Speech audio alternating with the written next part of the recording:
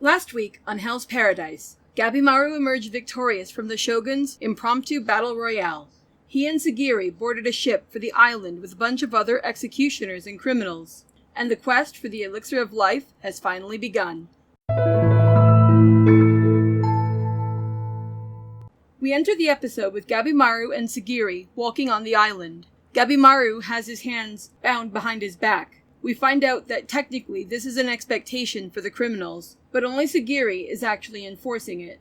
Another executioner mocks her for being such a stickler, and the two watch as his criminal and Gabimaru deck it out when the other criminal begins to attack. Gabimaru breaks free of his bonds, is told to bind his hands again, and defeats the enemy with them still tied.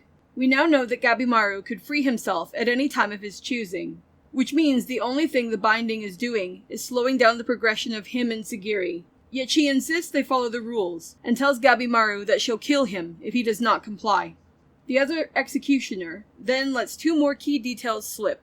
1. Whoever succeeds in bringing back the elixir among the executioners will be the new head of the Yamada clan. 2. People from Iwagakure are going to be coming to the island. The guy says see ya and is happy to be on his way back to the boat after decapitating his criminal. In the wake of this, Sagiri is interested in the possibility of becoming clan leader. But the moment Gabimaru finds that his clan are headed for the island, his whole attitude shifts. He decides that Sagiri is in the way and needs to die. The fight between Gabimaru and Sagiri is visually stunning, but far more importantly, it highlights several differences in the way that the rules each of them have followed either have to change or are changing. We see the reality that there are several different occasions where Gabimaru could win the fight easily. We further see this when he successfully breaks Sagiri's sword.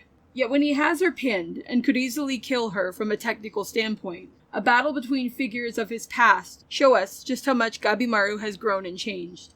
We see Grandpa Ghastly, my nickname for the Iwagakure chief, egging him on in his mind. Yet we also see his wife, Yui, telling him several times that it's okay to listen to his emotions. And in the end, in the battle of the mind that matters most in this story sequence, Yui's influence on Gabimaru wins over her father's. We see Sagiri reevaluating her thoughts on Gabimaru as she convinces him to sheath the blade, and we see Gabimaru let go of the notion that he wants to kill her out of convenience.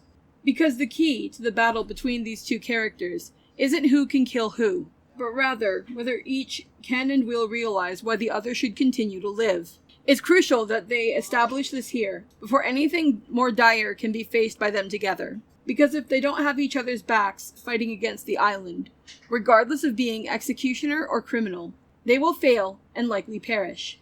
I love how Hell's Paradise continues to balance interesting fighting scenes against solid characterization. Every battle, whether a full fight or a skirmish, has weight added to it because we don't just care about the fight sequencing, but also about the characters who are duking it out, what they have to fight for, to win, to lose, to love, or to die for. It looks like we have a creepy horned dude and some whacked out fish thing popping up at the end of the episode. So it's likely the threat level of the island's going to crank up significantly. Not that it hasn't been murdering people left and right since the boat docked. A lot more characters bit the big one in this episode than I was expecting. But that's likely necessary to narrow down the cast so they can be focused on. So, what did you think of episode 3 of Hell's Paradise? Did it pass the 3-episode rule for you like it did for me? Are you curious to find out what happens next? If you haven't started Hell's Paradise yet, it's available on Crunchyroll. Thanks for discussing this week's episode with me, and I'll catch you in the next video.